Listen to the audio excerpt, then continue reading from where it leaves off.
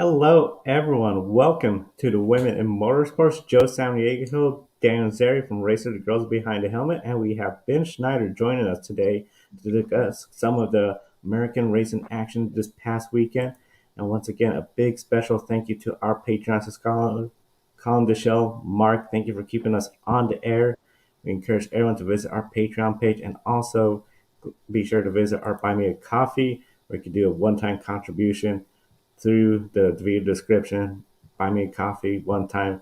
Our Patreon is each and every month. Keep the Grid Network on the air. And of course, Sunday, the Grid Ranking is coming out for the sixth annual Grid Ranking season. And we're very excited with W Series being part of that this year. But overall, we got to start with some of the racing action here in the United States. Ben, Irwindale Raceway side of the Arc Menard Series West.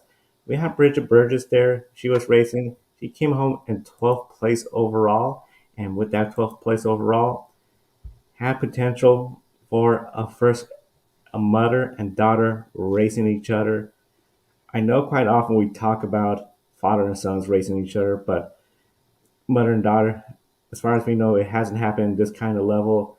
Can you tell us more about Sarah Burgess and at the end what caused her to miss, unfortunately, this historic moment and postpone for a later race?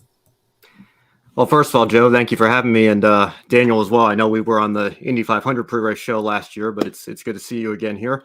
And yeah, it's something that it's very unusual and kind of speaks to what we have here in the sport of motor racing. You can recall even Mike Wallace racing Chrissy Wallace in trucks at Talladega many years ago. So that was a father-daughter pairing that raced each other. But I don't think we've ever had a mother and daughter, certainly not in ARCA.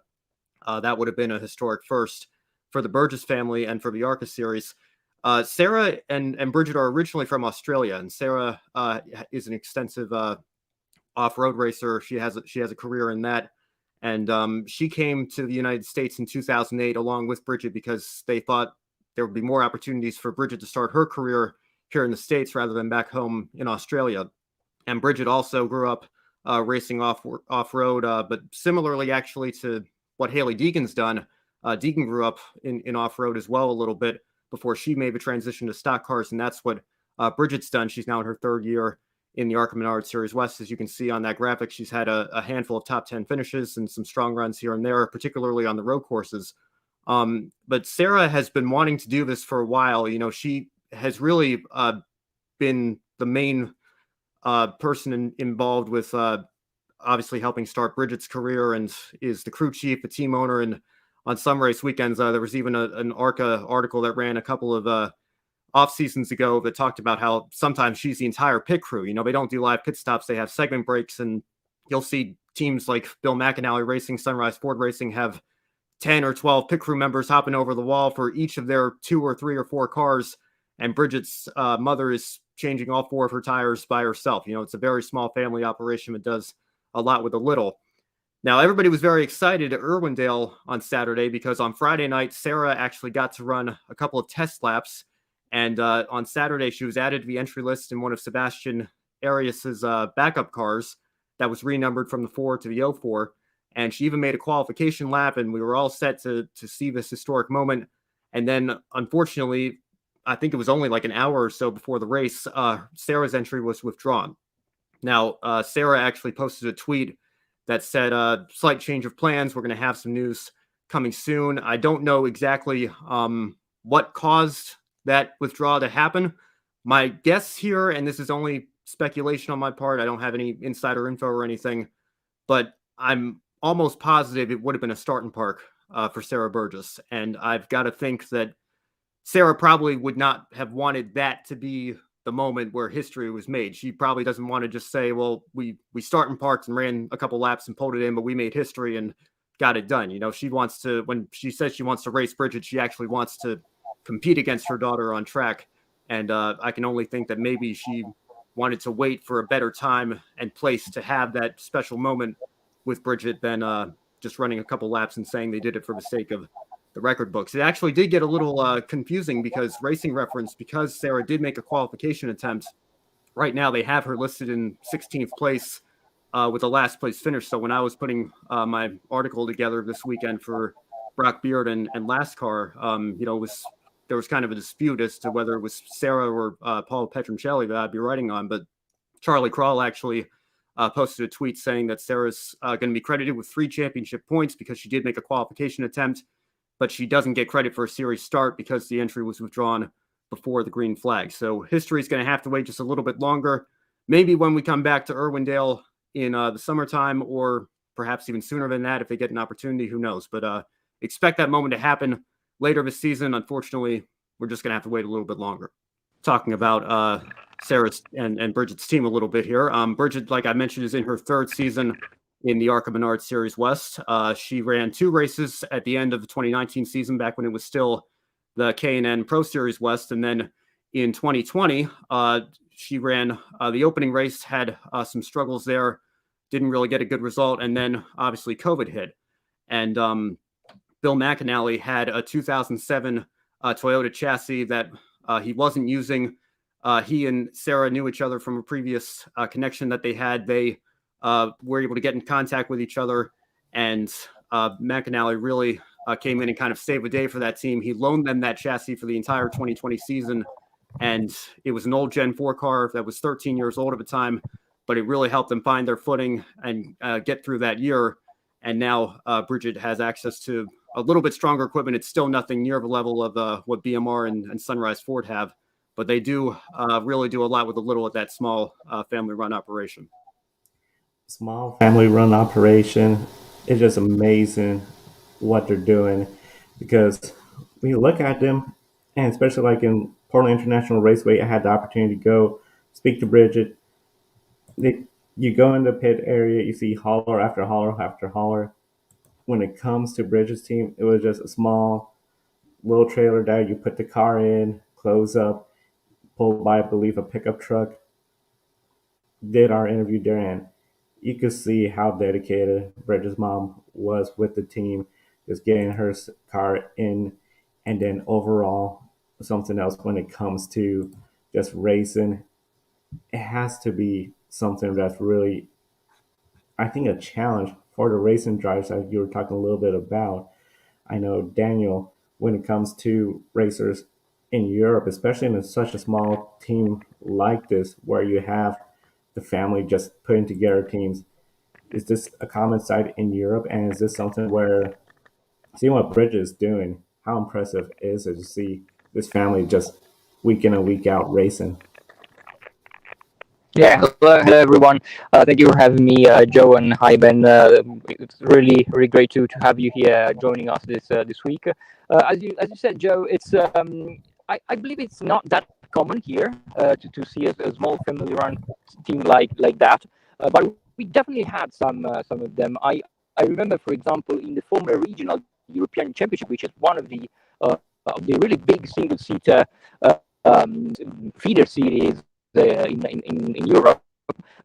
We had a small family-run team with just her dad and her mother working on the car for Sharon Scolari in 2019, but also in some smaller GT championships. For example, we might see some teams like that, and definitely it's a big challenge. It's definitely a really big challenge because you go against some of the big names, big teams with huge budgets and really huge operations. But this is starting from karting as well. You can see also some of the young drivers starting out in karting having already big support with team trailers and data analysts, mechanics, engineers, and stuff like that. And then you see the very small teams with just dad or mom behind the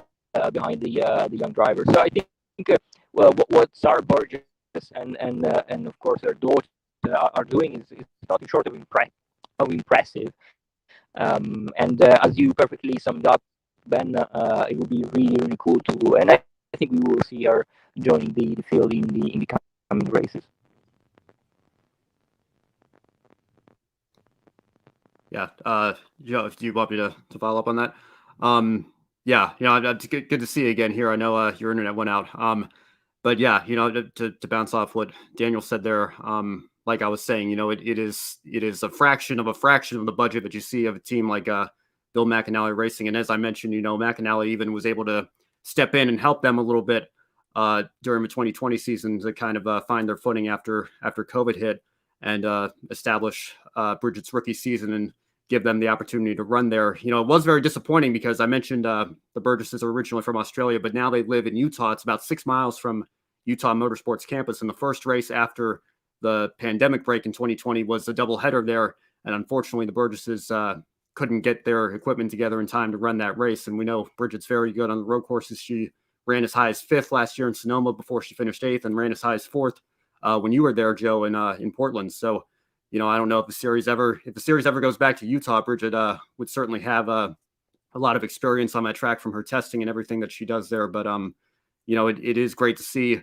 how far they've come and that they've continued to grow. And now they do have a second car in their shop, and I'm sure we will see Sarah bring that car out at some point this season.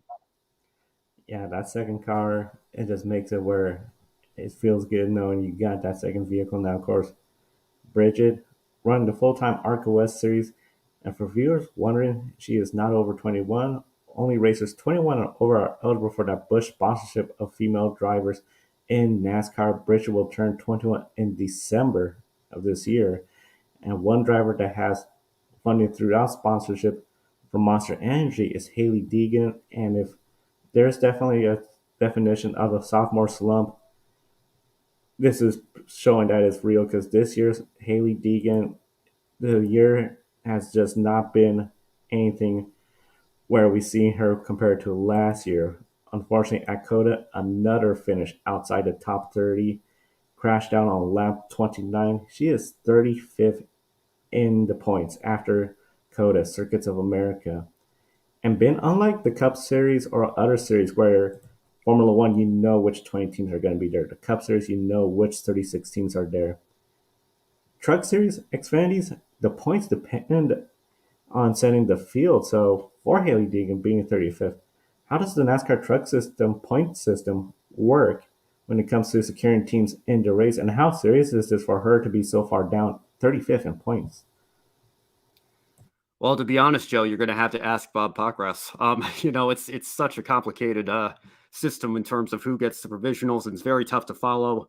If you're just watching qualifications live, especially as a casual viewer, not really knowing, who's in position to use the provisionals or not, or who has to qualify on speed. And of those trucks that have to qualify on speed, how many trucks do they have to beat to get in? It's all very fluid.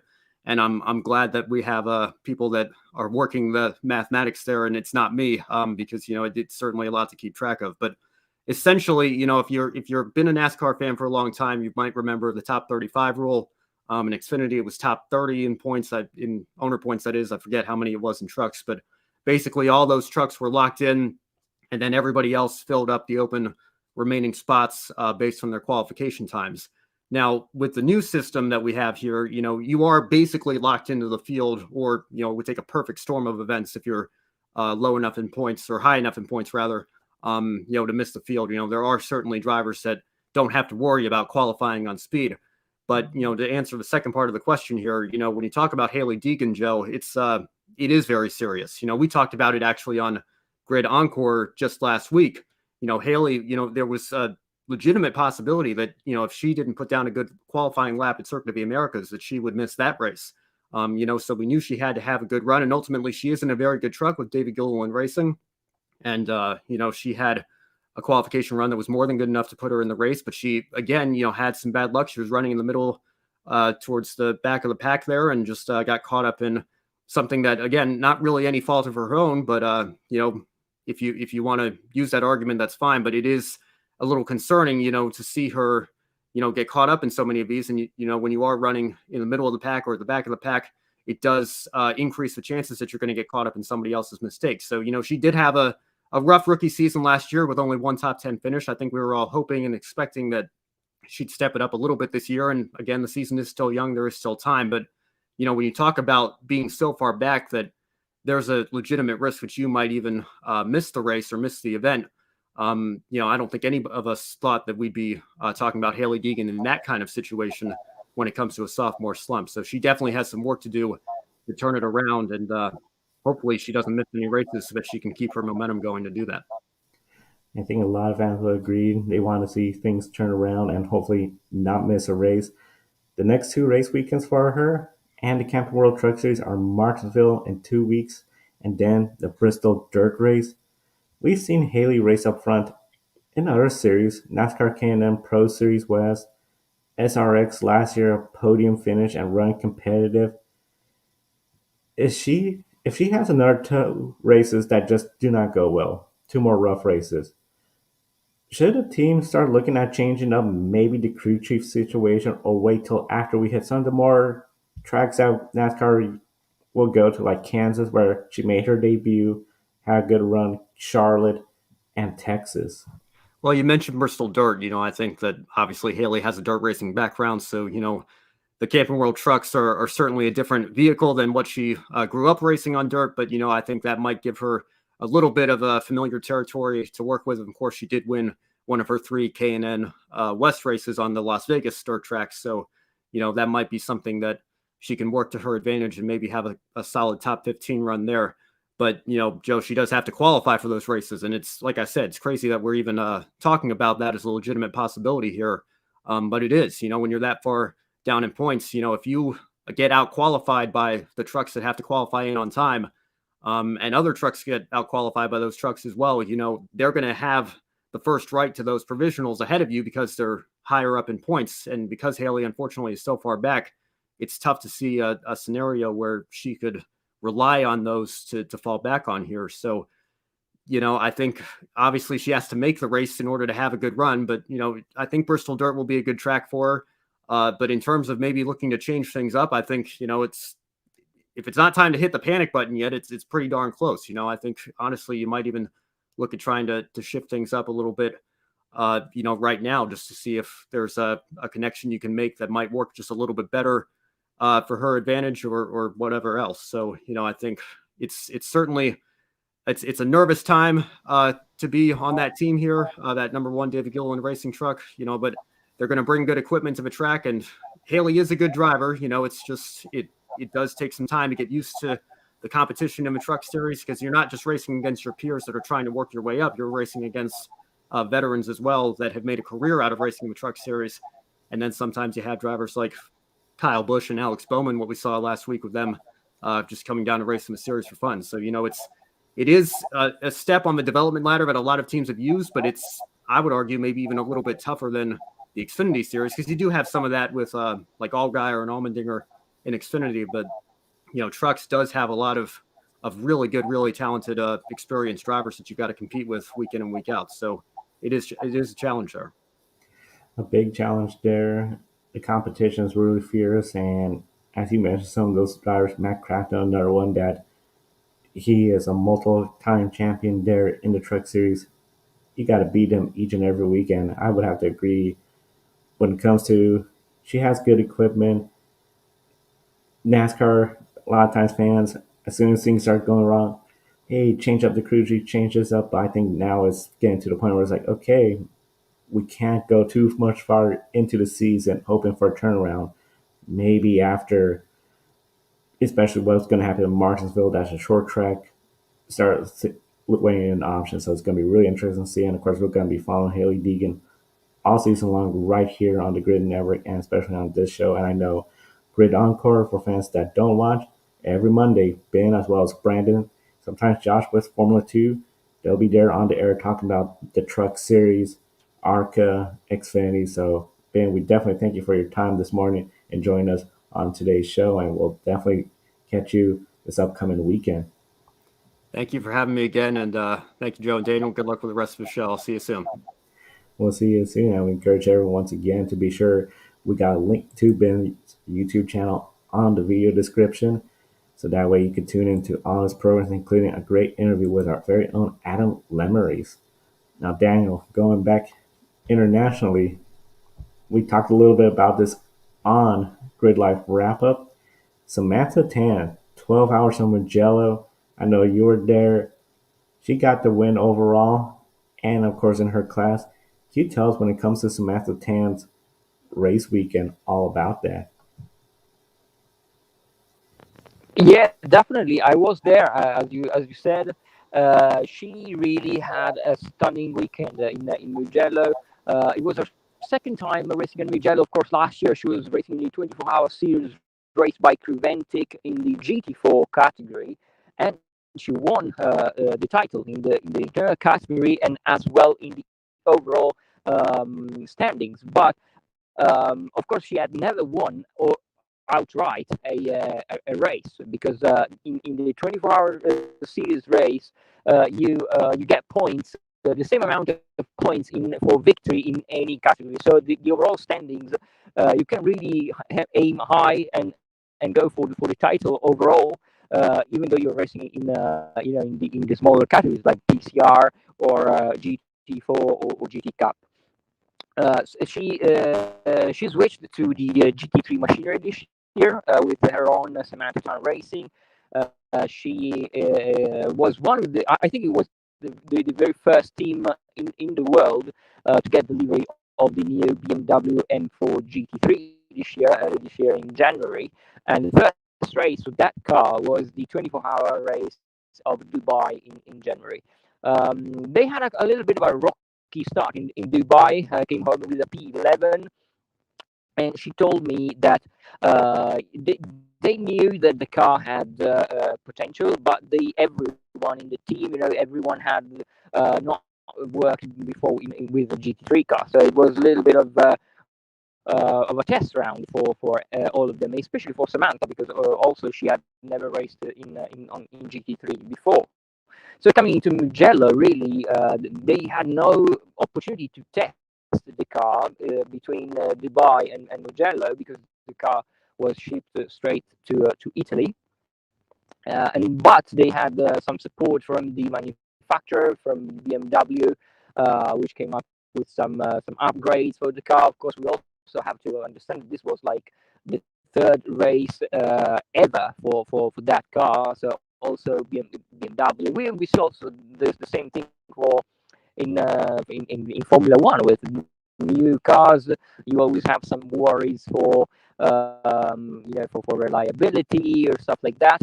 But BMW was really there with Samantha Tan Racing this weekend, trying to get maximum support for the small Canadian team, which is really expanding and doing great stuff internationally. This is only the second international campaign outside of North America for Samantha. And I would say they everyone, but especially Samantha, because of the experience that she has, did a sterling job in Mugello. Absolutely fantastic.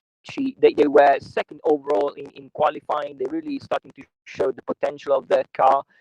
And also, she said to me that in practice she was a little bit tired, of course, because it's a lot more physically demanding than the GT4 car that she was driving just last year.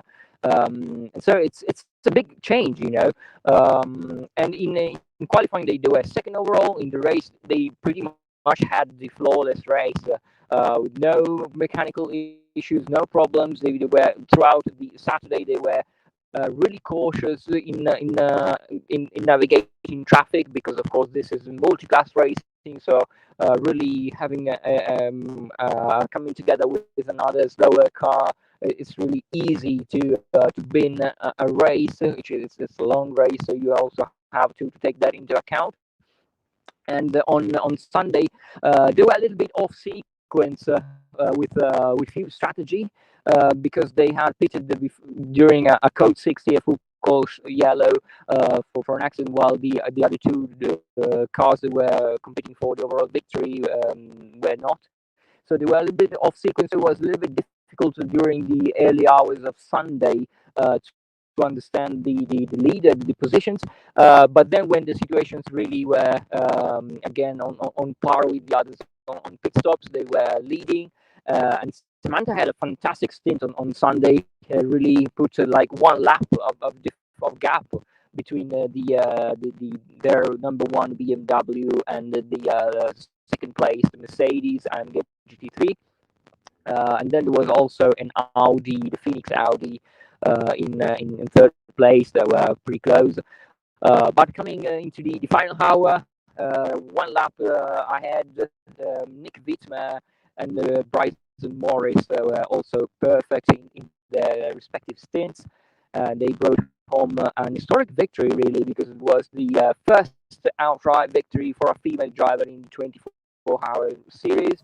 Of course, first victory overall for Samantha Tan and Samantha Tan Racing, and the very first worldwide victory for BMW for their brand new BMW M4 GT3 car. Yeah, a lot of historic first for that team. We got the video of you interviewing Samantha Tan after the race. Here's Samantha after the 12 hours of Mugello.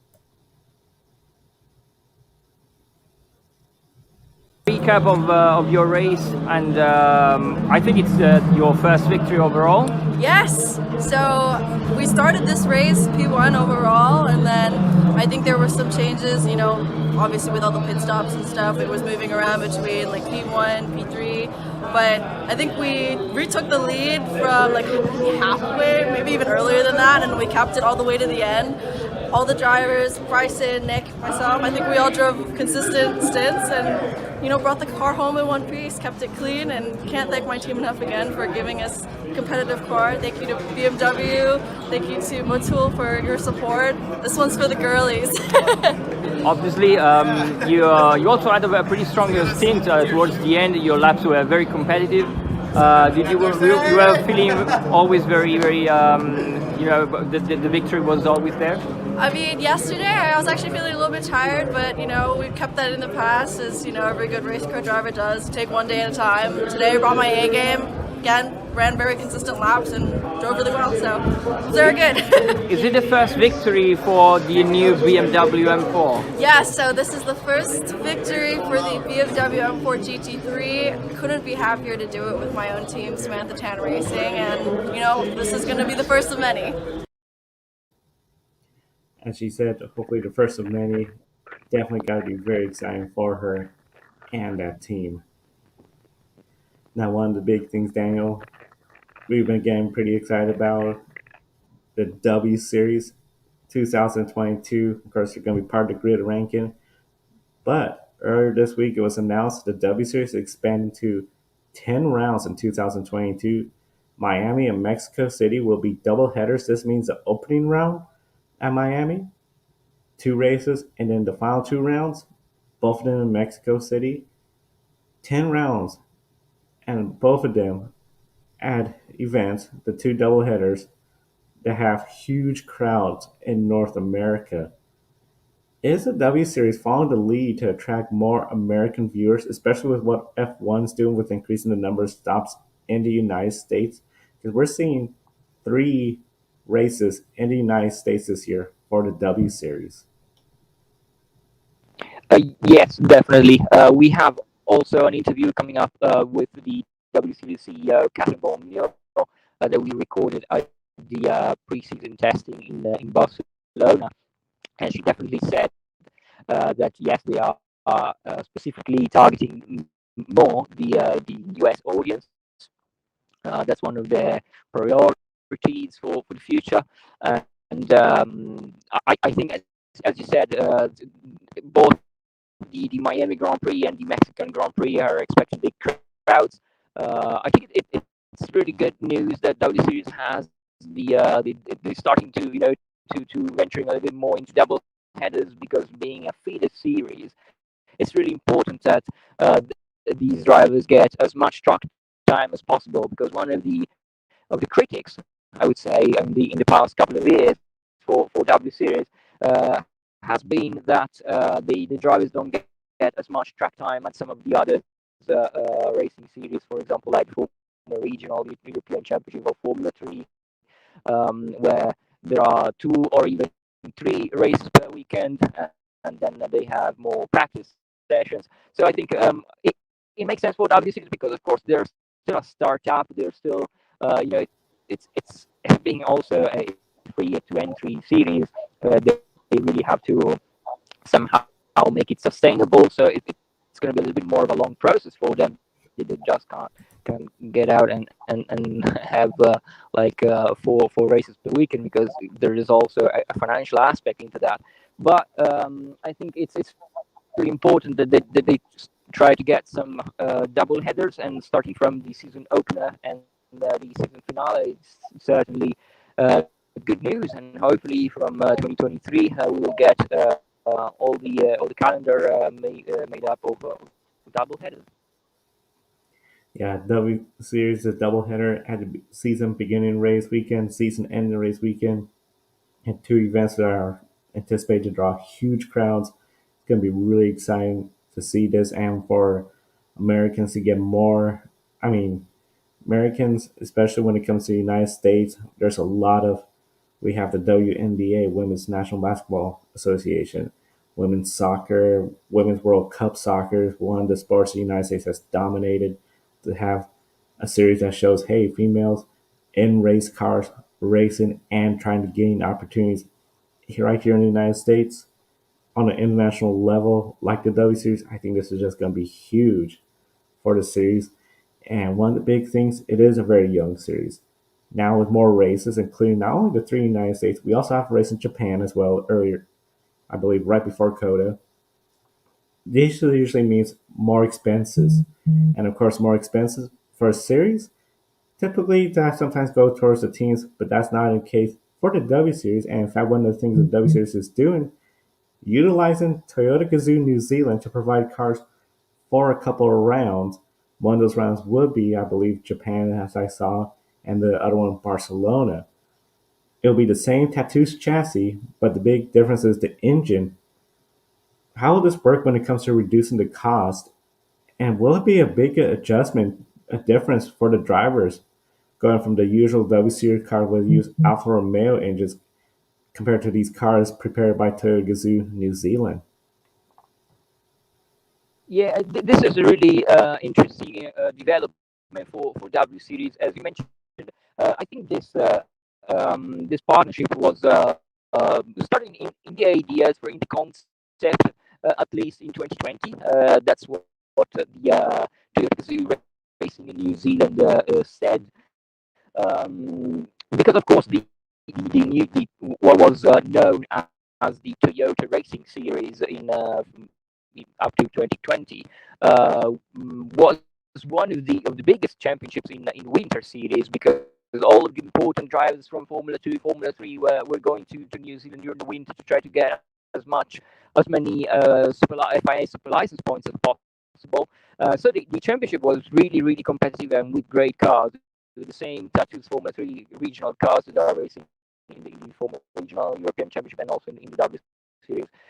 Obviously, the series has been put on hold since 2020 because, of course, of the very strict border restrictions in New Zealand for COVID. So the cars were basically stored in a workshop and not on track. So it definitely made sense for W Series to team up with Toyota Gazoo Racing New Zealand, and this is the very first time the two championship really start a partnership like this to get to a global championships underway. They will ship the cars to Barcelona and to Suzuka, as you said, Joe. And this also will allow the other W Series cars to be shipped via sea rather than via air. So this makes sense for both, for both the lot of cars. So it's going to be a lot more cost effective for W Series. And the big thing is that, as you mentioned, that they have different engines. It's quite interesting because they have the same steering rack, while it is a little different from the former regional European Championship by Alpine cars, which is just a little bit different. The W Series and the Toyota Racing Series cars are a bit lighter in their steering, so it makes sense for W Series to get these 18 cars.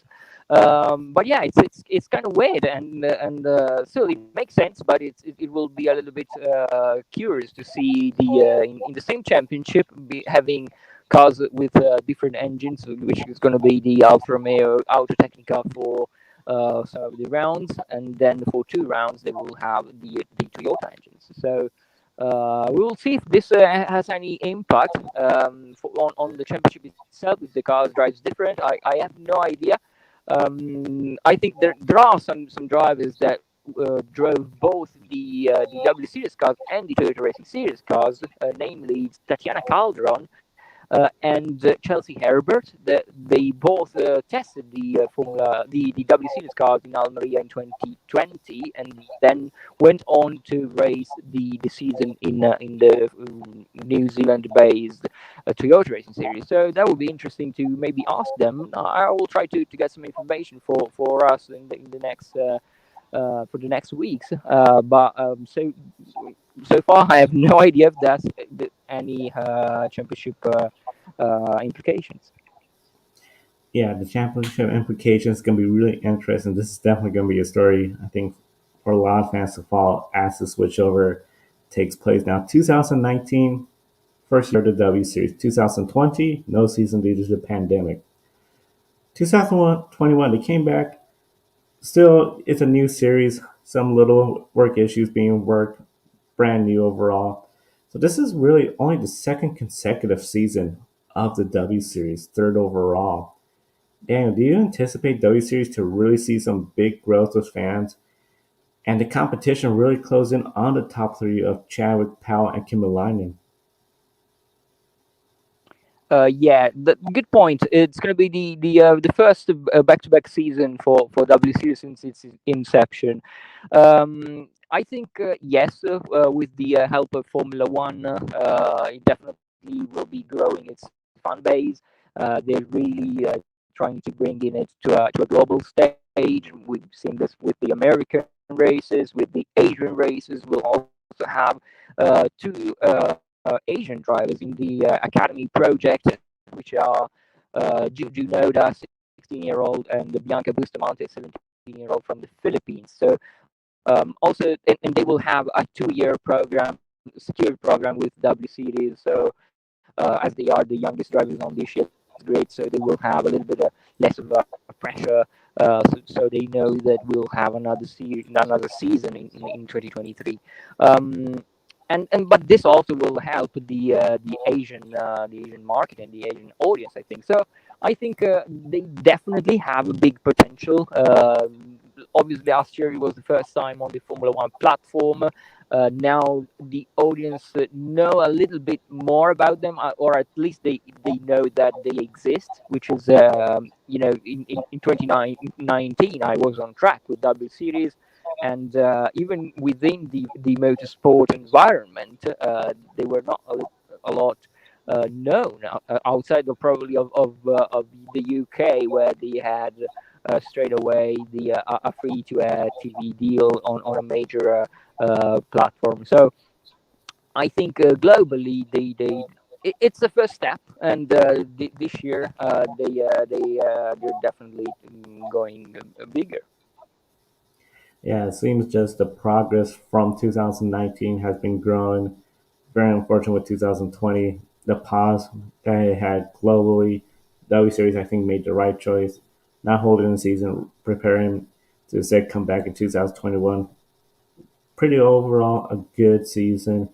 And 2023, I think, is going to be really good. And we encourage everyone to visit the website Racers, Girls Behind the Helmet. You can find them at racersbehindthehelmet.com. See all the latest stories and news going on from across the motorsports world involving all the women in motorsports week in and week out, including the stories we just talked about, including W Series expanding to 10 races, and even Mira Marti went at her debut in the Spanish Endurance Championship. Overall, plenty to see on the website right there. Once again, that's racersbehindthehelmet.com. Daniel, thank you so much for our time today, and we encourage everyone to be sure to follow the Grid Network right here on YouTube, subscribe, and follow our social media presence, including TikTok, where we post there every week. Pick a winner, and be sure to invest in the Grid Network. Keep us on the air through our Patreon, where you could be a monthly subscriber, or buy me a coffee, a one-time coffee contribution for your favorite on-air personality. And of course, we encourage everyone to visit racersbehindthehelmet.com. For Daniel Zeri, I'm Joe San Diego. Thank you for watching today's program. We'll see you next time. Don't be an anonymous investor. Join the stock market social media platform public.com. Invest any amount of money and share with friends and new friends. Discover new opportunities such as new companies and potential business partners and useful tools for beginners, and share your experience with friends on public.com. Link in the video description gets you $5 for being a GRID Network viewer. Use the referral code GRIDNET for your free $5 to invest. Start investing and networking on public.com.